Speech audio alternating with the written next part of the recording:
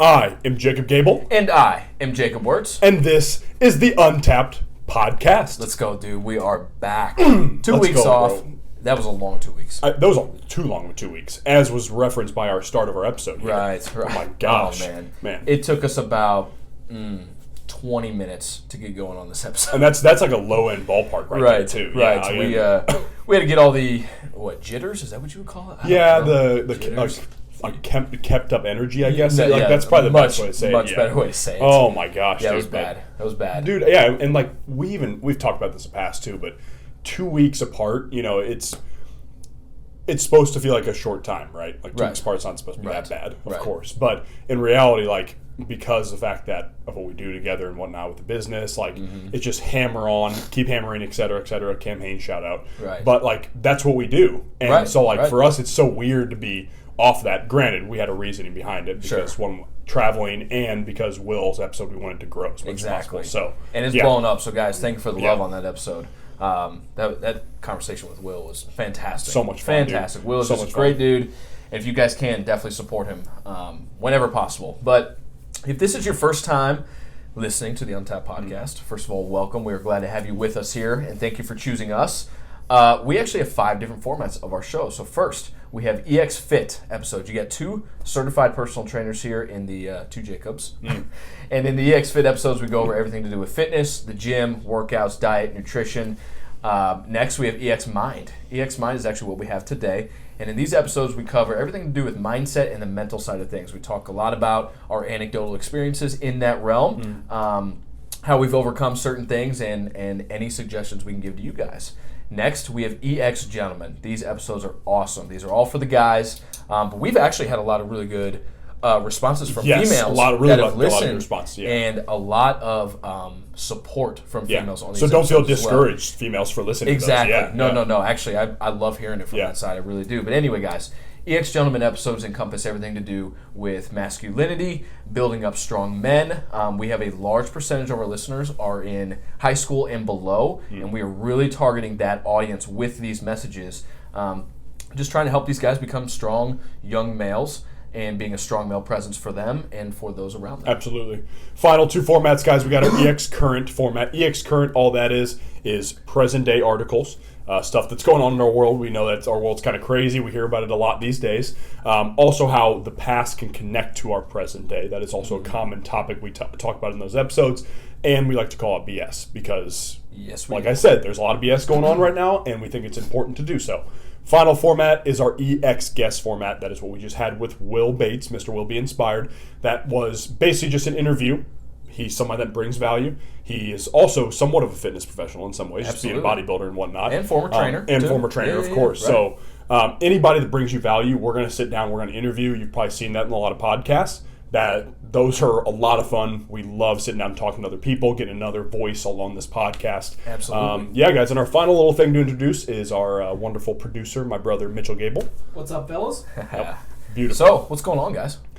Dude, oh my gosh, I mean, fun. A lot has happened in 2 weeks. Fun last week. You guys had a little family boys trip to Minnesota. Basically a hockey watching trip for that matter. Yeah, right. Yeah, because we watched the Minnesota Wild, which I'm, I guess, now a fan of. And then the Blues aren't anything special, I'll tell you that. Gosh, yeah, it's kind of hard to be a fan of them. But St. Cloud State, we watched 2 games, which is Mitchell's alma mater. Rep cybersecurity there. No big deal. No big deal at all. Played hockey there too. Yeah, literally not a big deal whatsoever. But yeah, it was a lot of fun to go watch those 3 games. But in general, it was good because we got a lot out of nature. Like 75 hard up there is getting like those vacation challenges are fun. Oh yeah. On 75 hard, honestly, I feel more locked in on those than I do when I'm not traveling. It's just weird, a different feeling. Yeah. It, we talked a little bit about how like hotel workouts are always fun. Now, max like 2 or 3 days. Yeah. Preface like at most. Yeah. But it's just always fun to get into a different environment. It is. We've talked a lot about that in many different ways, and that it goes for that as well for workouts. Yeah. For those of you that may not know, I also started 75 hard along with these guys. I am on day 12 today. And absolutely killing it. Loving it so far. I mean, it's everything, all the tasks are going really well. I've actually implemented some other personal private tasks as well with it that I'm also just truthfully, I'm crushing them. You know, I'm feeling really good mentally. Already seeing big time physical changes literally in less than 2 weeks. So right now, just got a lot of momentum building. Nice. And I want to continue that. You know what I mean? And just feeling great first 12 days. I feel like that's kind of been your past 2 weeks, is just momentum building. 100%. Yeah, absolutely. And I kind of put some extra pressure on myself with this run. Just, this is my third time doing it. Obviously your third time as well. Yeah. Mitch, it's your rookie year with 75. But right now, anyway, this feels like the most important one for me. It really does. And, just the beginning of another year, obviously, we're already a month down, and it goes that quick.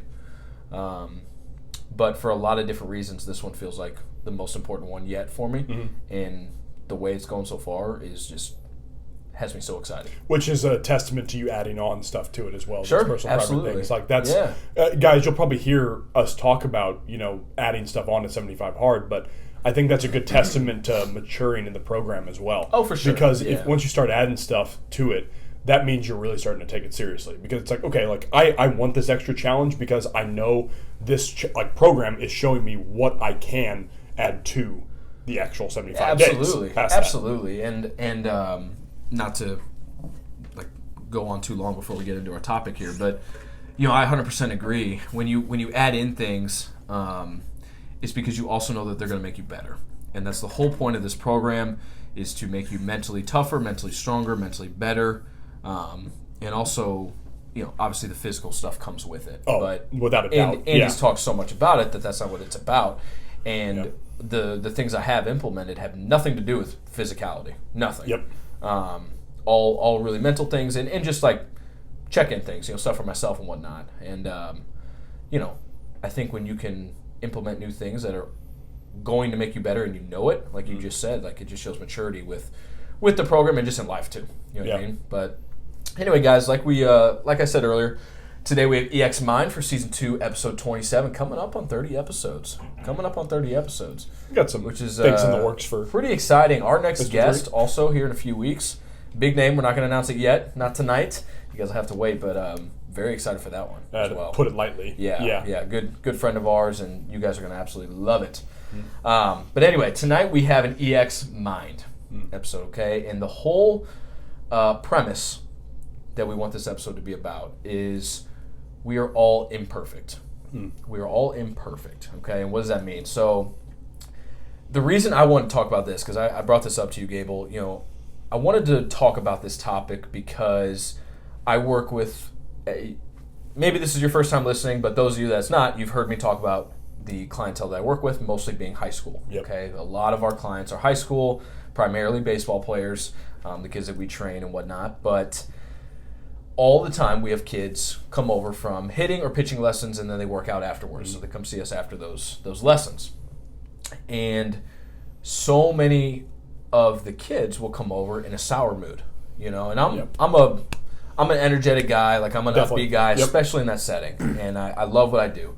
And so, I'm always excited, how was pitching, how was hitting, how'd the lesson go, how was the bullpen, whatever. Oh, it sucked. Like the amount of times I get kids that tell me it sucked. Yep. And they just have this down face, this down tone, and it's like, well, why? Like, tell me why. Because the reason the first thing I ask is tell me why is because I want them to walk through the bullpen. You got to reason it. Yeah. Exactly. And I want them to realize and think about what they're about to tell me. So I always ask why. And they tell me, I was all over the place, or I wasn't throwing strikes, or I wasn't hitting the ball hard, or whatever. And so next I follow up with, okay, well, why was that happening? Again, I make them think about it because I'm not going to just give advice or give answers right away. Yep. Because I also may not know the answers in that right away instance. But make them think about it, and then they tell me for whatever the reason was, and I always tell them, well, all you need to do is just figure out why you were doing that, why you were doing this, incorrect motion or movement or whatever, and you were seeing the result of that. So what you need to do right now is build off of that. You need to understand why that was happening, and you already have because you just told me why. Yep. You told me why. You're smart enough to know why you had a bad bullpen, why you had a bad day, why you had a bad hitting lesson, or whatever it is. And what you need to do right now is build off of that. You need to figure out what was going wrong, why it went wrong, but more importantly, what's the lesson and how can I fix it and prevent it. Yep. That's beautiful. And it seems to be a very common thing with kids that happens. For sure. Now, I'll kind of add on to that as well. It's good that you're addressing it this early, because the biggest thing with somebody that young is if they start thinking like that and they start getting that down on them that early, all it's going to do is lead to adulthood. Because you and I have met plenty of adults or people in general over like 20 or 18 or whatever who are like that, who are just very like, this is tough. Peaks and valleys. Yeah, this is tough. Like, work's been great. Work's been horrible. Work's been great. Work's been horrible. That type of stuff. So it carries over from when they're kids. So the fact that you're addressing it when they're that young is massive. Yeah, exactly. It's already hard enough for me with the general population to address it now. Like, hey, like, is your week been going well other than that? Right. Like, what else has been going good around it? And like, instead of just sitting in this pit, it's much harder to work it out of an adult, in my opinion. Well, that can take a toll on you too, as the person, as the trainer in this situation. But it'll take a toll on you as well. And the thing that's tough with adults is adults have ego. They have ego, and they almost want you to like have a bad day with them, just so like they feel better about themselves. You know what I mean? Like, you know I know exactly what you mean. Yeah. Because with kids or with with high school and below, you're the authority figure. So you could literally tell them to eat dog shit, and they probably would. Because you're the authority figure, and they're just going to believe like what you say. Yeah. Don't tell kids to do that. Please don't tell kids to do that. Yeah. But the point is even if it's just such a simple sentence, like those things I'm saying to them, like they're not these super like complex, overly in-depth pieces of advice. Sometimes it gets a little more deep, especially if it's more outside of baseball, because obviously if you develop a good enough relationship with anybody, they're going to open up to you. And they're gonna really tell you what's going on, or they're gonna tell you what happened at school, or what happened at work, or what happened just in their day. Obviously that's gonna happen. But the thing that's great with kids is you can almost very, very quickly get their mind off of the negativity. Yeah. You know what I mean? Oh yeah. And if you really just sit them down and you almost treat them as an adult, and be like, okay, they're not trying to like talk down to me or whatever, and be like, oh dude, like, why'd you have a bad bullpen? Like, you shouldn't do that. Yep. Okay, well, is that going to be productive? No, absolutely not. So no one's going to be productive with that. But that's the wonderful thing with kids, is that you can really like flip that switch immediately. Yeah. They're very malleable. Exactly. Yeah. And that's what I was getting to. Yeah. Right. And it's helping them understand that failure, or not even failure might be too strong of a word there, but that failure is going to happen. And this is not a baseball reference, isn't even a sports reference, but like that's just going to happen in life. Could be losses too. Yeah, and losses. Yeah, no, losses is probably a better way to say that, because losses are going to happen. They're going to happen in everything. We've experienced losses with the podcast or with business. And we haven't really done that much in the grand scheme of things. Sure. And so even on that small scale, we've experienced losses. You've had a couple here recently that I know we were going to get to, and it's just making them understand that that's going to happen. Yeah. And I think you're kind of alley-ooping us perfectly there, because guys, obviously what we're talking about today is the imperfect aspect of life, and how we as human beings are imperfect creatures. So, but the honest aspect about that is like what Wurtz is saying is that because of the fact that we take losses, you need to be able to come back from them and how to analyze them correctly. Right. Because if you aren't able to analyze these losses or these failures or whatever you want to call them in life, and you're not able to learn from them, what are you going to do? Just wallow and sit on those failures? Well, and you're never going to progress in anything. You're never going to get better. And again, this is why I even mentioned the fact that it's so huge that Wurtz is doing this for his kids, because I already see that because for those of you that don't know, one-on-one trainers with the general population sometimes end up being therapists.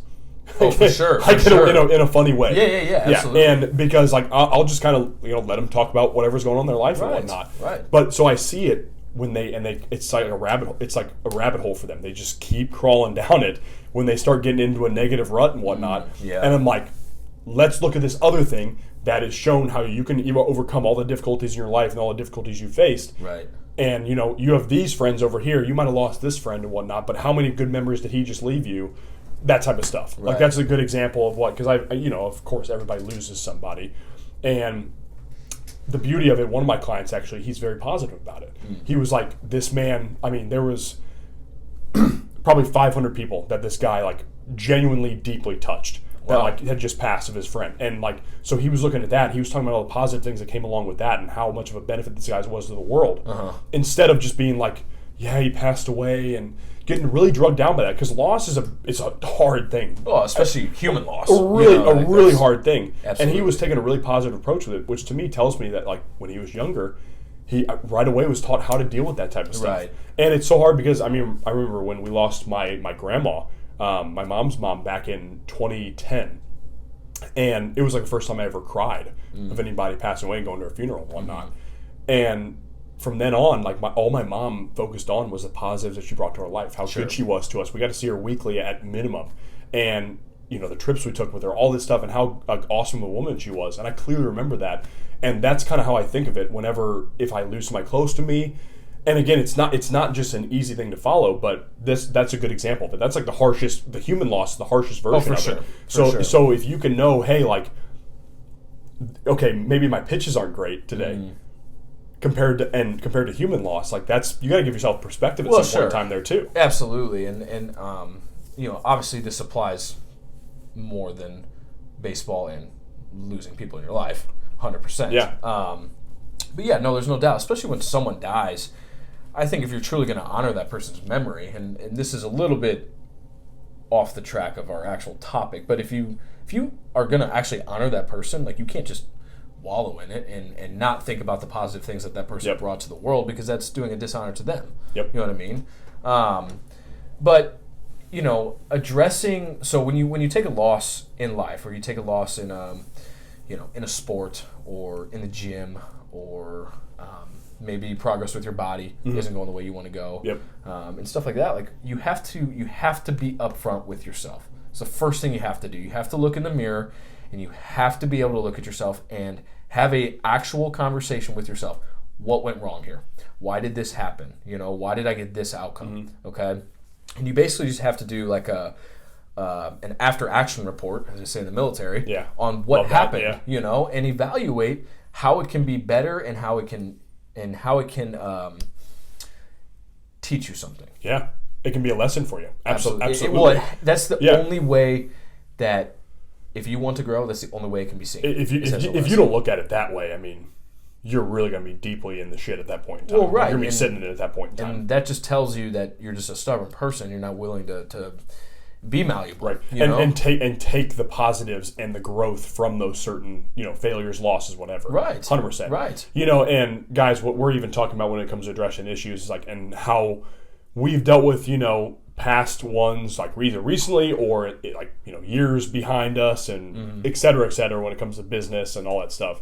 You know, one that Wurtz actually mentioned, and I'll dive right into now, is those of you that follow me saw my story. I just recently failed 75 hard. I was actually 17 days in again, just like I was the first time I ever did 75 hard, for those of you that have heard that story. Yeah. So, and I didn't even realize it until the next day, and I was like, oh shit, here we go, this number right now. But the first time I ever did 75 hard, that's the day I actually failed and then restarted the next day, and got through it all the way. So, good omen there for sure. But yeah, so I failed 75 hard, restarting, and it's going to end up that I'm pretty much doing like I told the guys here, it's basically going to be like 100 days hard at this point in time, past 75.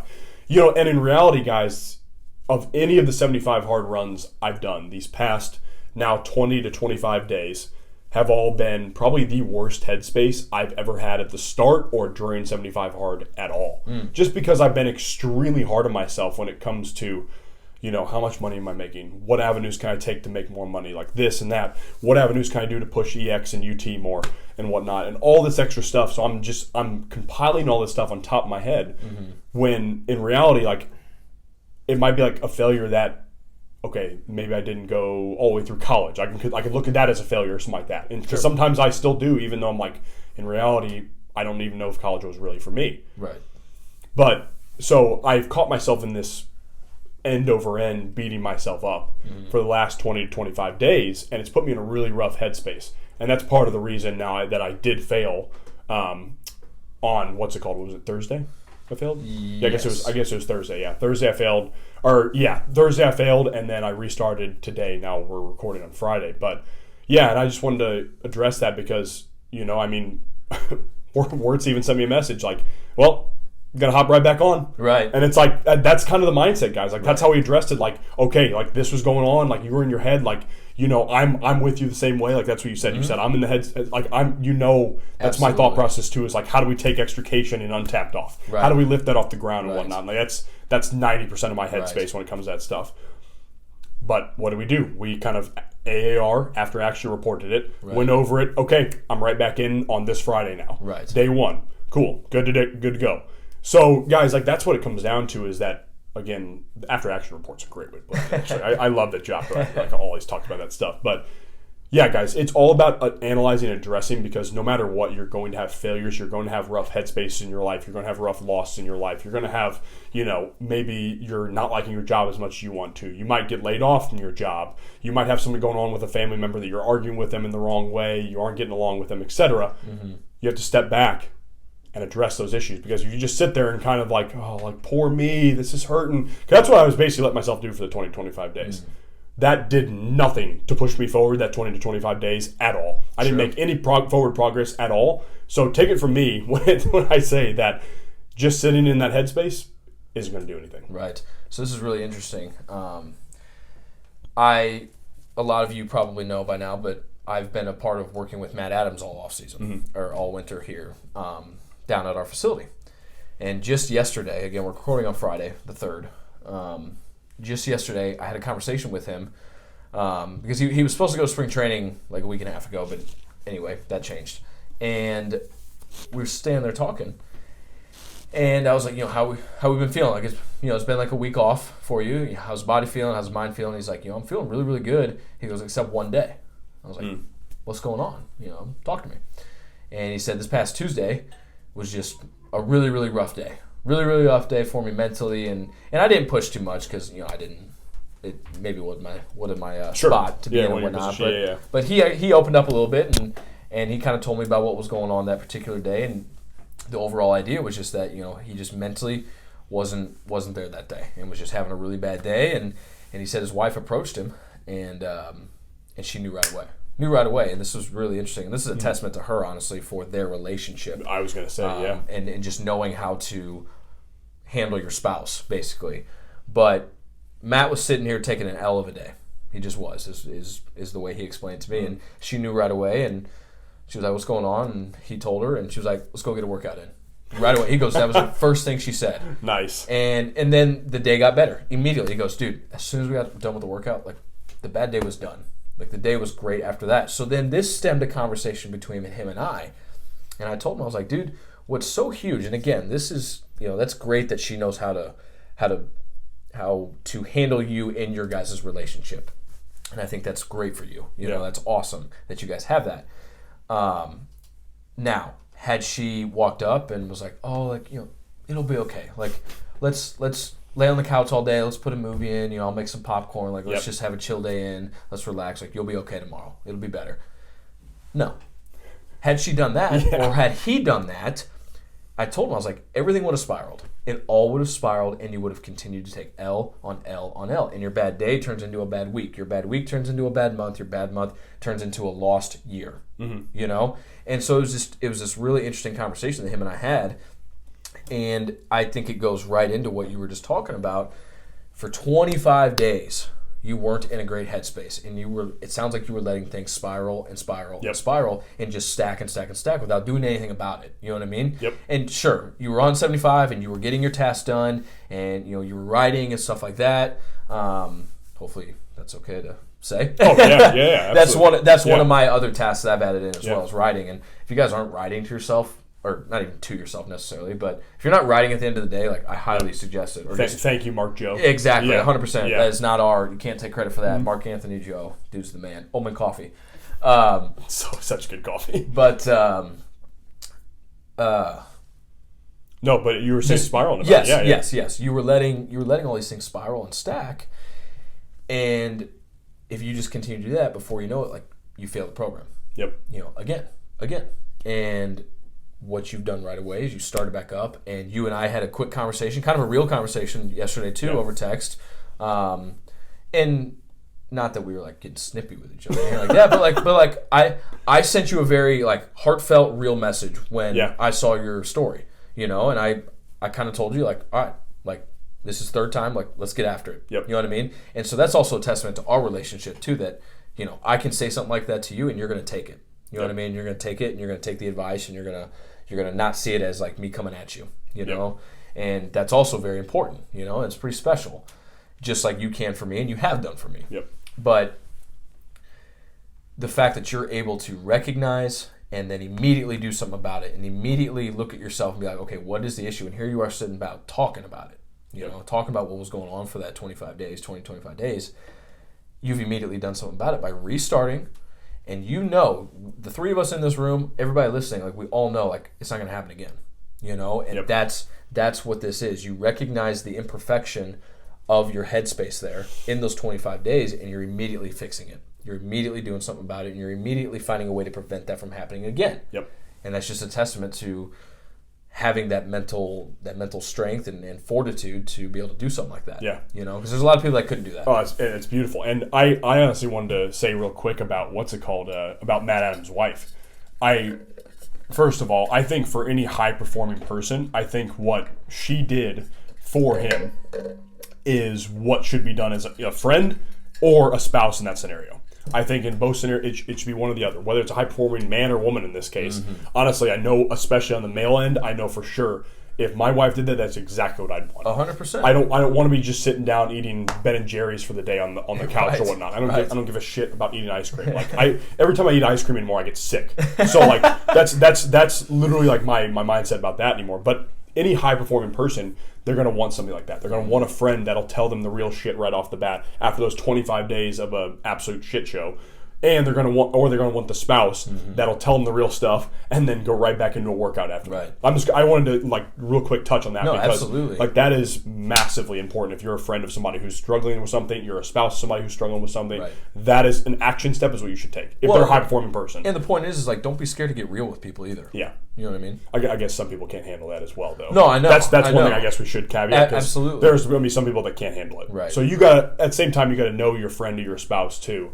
Well, sure. There's everyone. So, everyone, like, you can't talk to everybody the same. Because not everyone's going to respond the same.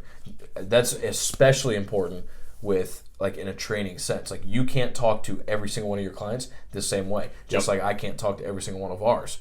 You know? Like, it wouldn't work. Or the guys on my team. Maybe that's an even better example because those are my guys. You know? Those are directly my guys. And I am slowly, but I am learning how to talk to each one, how to coach each one, uniquely, the relationship I have with each one, you know, because there's obviously a coach-team aspect to the relationship, but then there's a coach-player. The authority figure. Well, sure, yes, that's a given, but it's the idea of, okay, that's the coach and this is the team, but then that's the coach and this is the player, you know, and there's an individual relationship with each and every one. Which I think every good coach has. Well, and you have to. You have to. If you want anything to get done sport-wise, you have to. Yeah. But also, like, if you truly want to be a life mentor or a life, coach, in that sense, because you're already a coach, like, if you want to be that for them, like, you have to. Mm-hmm. You have to get to know the kids. You have to get to know, their personality, the things they like, they don't like, all that kind of stuff. Just like you have to get to know the friend. You have to get to know the spouse. Exactly. Because if you don't know how to correctly respond to them when they're in times of need or in times of a crap headspace, absolutely, you're not going to get the most out of them. No. It just won't happen. You won't be able to extract what goodness and what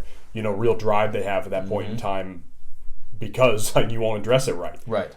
And where does this all come back to? Yourself. If you cannot be real with yourself, you will not get 100% of yourself for yourself. Yep. And that's the key right there. Yeah. Is it starts and ends with you. Starts and ends with you. And no one's going to make that change. No one's going to do any of that for you until you do it for yourself. Until you have that conversation, look yourself in the eyes, you versus you. Let's go. You versus you, baby. Mitch is over there, got a shit grin on his face. But it is true. It is true. You have to have that conversation with yourself, and that's the place to start. Yeah, absolutely. Because if you're not truthful with yourself either, then what are you doing? Well, I get it. I get it. It took a long time for me to be truthful with myself. That's very true. And I still struggle with that sometimes. Yeah, even too. In my case, 100%. Yeah. No, that's a very hard thing to do. Yeah. Because it's scary. Yep. Because you already know the answer. Like, you do already know the answer or the solution. Maybe not the solution, but you know what the problem is. Yeah. It's the fact of admitting it to yourself. Yeah. That's why people don't. Yeah. And Go ahead. And well, if you're listening this far into, you know that's the case. You know, you're sitting on that little bit of edge of like, okay, I need to address this one thing, whether it's weight, whether it's success, whether it's business, whatever, work ethic, etc. You know it's that one little thing, and you're not taking ownership of that one little thing. Exactly. And you know you're sitting there like, because for people that have buried it far enough, they're not going to get anything out of this part at all. 100%. They're not going to hear it. They're going to be like, well, it was actually this existential factor. It was this external factor. It was this external factor, and they're going to blame it on all that. Exactly. When in reality, the people that really need to listen to this aspect are sitting there like, oh shit, that was me. So I 100%. Yeah, absolutely. Yeah. Guys, the whole point here is we're all imperfect, and don't be scared when imperfections come out, or when you take a loss, or when you fail at something. Like, you cannot be scared to be real with yourself. Yeah. That's where it starts. That should be a normal human thing anyways. It should. Again, a lot easier said than done. Yeah. A lot easier said than done. Because, again, I mean, you could even go into the faith aspect, but, you know, every real religion, and especially Christianity, makes the point that sin is a real thing in this world, and that imperfect humans are a real thing in this world. Absolutely. And you cannot sit there and dwell on yourself and beat yourself up and expect that to change anything. Right. It's not going to. Right. Whenever I was like, man, my study habits are so crap when I was in college and struggling through college and whatnot, that never helped my study habits. Right. All it did was make me procrastinate more, because I was like, well, that made me want to avoid studying even more at that point in time. Right. 100%. And the last thing I'll say here is, if there's something that you're wanting to do and you're scared to fail, or you're scared to take a loss, or you're scared that an imperfection might come out, so it's preventing you from doing that thing because you want to be perfect at it, but you know there's a chance you won't be. If that's preventing you from doing whatever that is, now's the time to do it. Now's the time to do it, because of everything we just said. In those failures, those losses, all of that, that's where the lessons come through. That's actually where you get better. And that's how you get closer to the end goal, whether that's a financial goal, a weight goal, a mental goal, whatever that could be for you. Like, that scary thing, it's not actually that bad.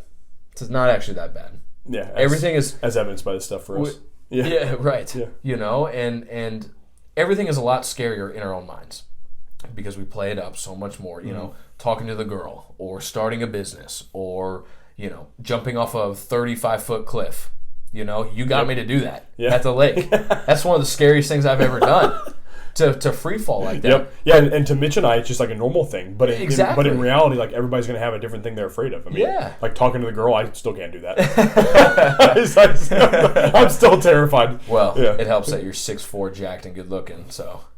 And my tires are pumped. I got you. and my ego's back up. Cool. We're good. But anyway, if you are preventing yourself from doing something because you want to be perfect, but you know you won't be, like, you have to do that thing. You have to jump in. You have to jump into the water. You have to talk to the girl. You have to start the business. You have to start the weight loss journey. Whatever.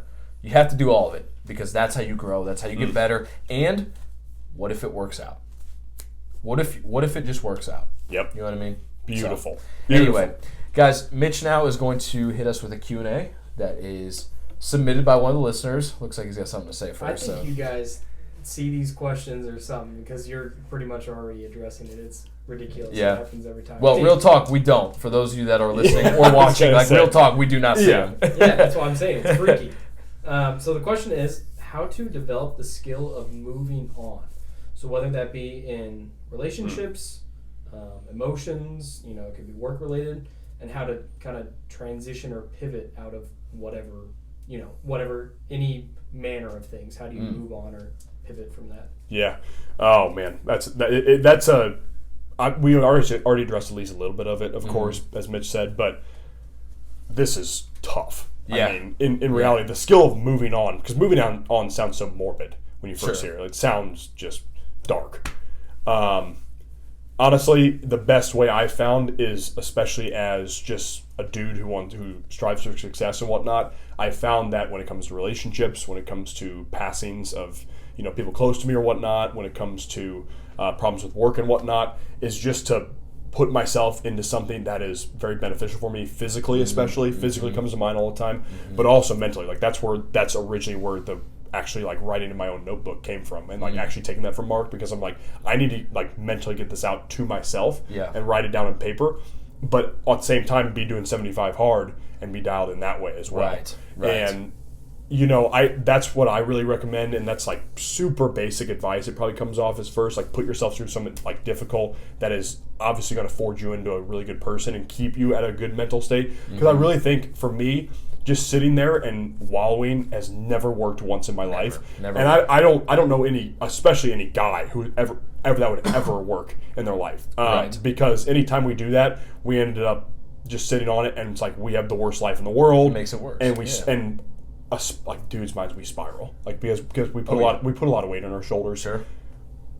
And sitting there and not doing something that makes you better, all it's going to do is like sit those emotions straight on your shoulders, and it's going to give you no way to chip them off or take them off or shrug them off your shoulders at all, because you're going to give yourself no tools to do that. Yeah. You're just going to sit a concrete block on both shoulders and then just kind of leave it there instead of trying to walk it off. Exactly. Or deadlift it off or whatever. Whatever. Right. But yeah, break them. Yeah. I would say you just have to put your head down and just be inward. Be inward with yourself.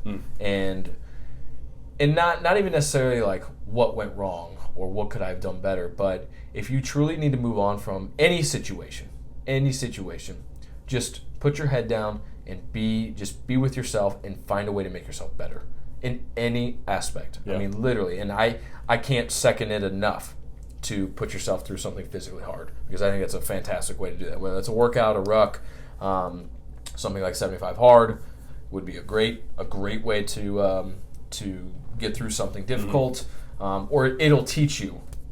That's more so what it is, because this is also something that's very person to person. Moving on. Yep. Looks different for everybody. Yep. It's going to take a longer time for a certain person. It might take 6 Sure. months here. It might take 2 years here. Yeah. Exactly.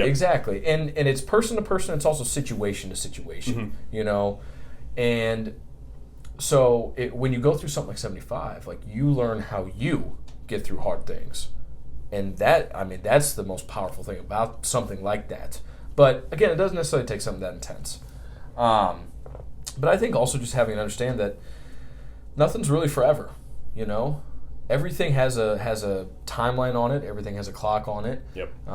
And so what you have to do is figure out what the lesson could be, and that's kind of what this whole episode has been about. And it's probably why Mitch is freaking out over there and thinking we're cheating. But is find the lesson in the situation. Find the lesson in the situation that you're leaving, I should say. Yep. And why you're needing to move on from a particular thing. And I think when you can do that, like only then will you have clarity. Yeah. And closure. 100%. Yeah. And you even mentioned something kind of in the middle of that as well, where you said, looking inward and understanding yourself is a massive thing, because if you don't have pure confidence in yourself, which something like 75 delivers and creates and molds, if you don't have confidence in yourself, you don't have trust in yourself, no friend or no spouse, no family member is going to drag that out of you. No, definitely not. So you genuinely do have to put yourself in that position where you learn the lessons and you teach yourself other lessons and whatnot, whether that's physical, whether that's mental and whatnot on top of that. Because if you don't have a strong mind in your own and you don't have a strong, physical build, and then that adds on top of the mental build, and then that adds on top of your own experience in life, life's not going to be very fun for you. No, definitely not. It just will not be.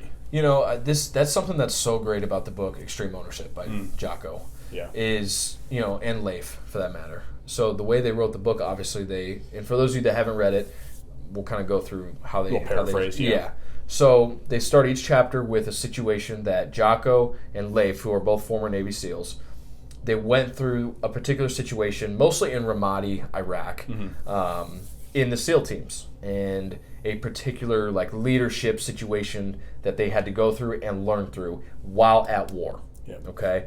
And then there's a split, and then they apply that to the business world, or really just real life, quote unquote real life, because most people are not Navy SEALs. And then they finish the chapter with the principle of what was being taught. And I think what's so cool about how they wrote that book is they take a situation in the SEAL teams and at war, which is something that is abstract to most people, because again, most people do not go to war. Most people are not a Navy SEAL. So at the surface level, some people might be like, oh, well, this doesn't apply to me. I haven't been to war. I'm not going to war. Why would I care? Yeah. But then they perfectly, seamlessly apply it to a Yes. business setting, Yeah. because that's now what those two guys do with their leadership consulting company, Echelon Front. I think it's called. that's it. Yep. But they perfectly apply the same exact same situation from that wartime situation into the business world. And then when they talk about the principle part was probably always my favorite, because that was where I could directly relate it to my life. And that's, again, like, meaning that it's individual to individual on this basis of moving on. You have to figure out how something applies to you. So you can read all the books, you can listen to all the podcasts, and hearing about other people's experiences is great. And I love it too. Yeah. I truly do. I do all of those things. But what you have to be able to do is figure out, okay, this person in the Navy SEALs, like, how can I apply this situation to my life? And in more often times than not, you're going to be able to. You might just have to do a little bit of searching. Yeah. And again, it might just take yourself being real with yourself, looking in the mirror, having that conversation. And so all of this comes full circle. Everything we just talked about in the episode, everything we just talked about in our answers to the question, it all starts and ends with yourself. Yep. That's always going to be the way to move on. It's always going to be the way to fight through your imperfections and fight through your losses and your failures. You have to be real with yourself, and you have to look for the lesson. You cannot just wallow. And you have to execute and implement those things. Absolutely. You have to execute and implement things, because otherwise, if you don't, you're just going to sit there and wallow. Sure. Yeah. If you find the lesson and then you don't act on it, Yes. and you don't execute on that, then we can't help you. Has to be. Yes. Has to be. Exactly. No, 100%. Guys, that is season 2, episode 27. EXMind. Man, it's been good to be back on the mic here. Feels good. Feels real good. So, guys, couple things here. Please continue sharing the show. Continue sharing that to your Instagram story, Spotify, Apple Music. They make it super easy for that to happen. That is how we continue to grow. The support and the DMs and texts that we keep getting, especially like the past month or so, about the podcast from new listeners, from people that listen to every episode, guys. Like, it's been tremendous, and it feels so good, and we get pumped about it. So please continue doing that, sharing it, talking to people, talking to your friends and family, all that good stuff. Second, we already kind of announced this big guest coming up here in a couple weeks, and we have some ideas in the works for season 3 coming up as well. So yes, we do. Guys, some exciting things coming. Yep. It's good to be back with you. Until next time, peace and love. Thanks, guys.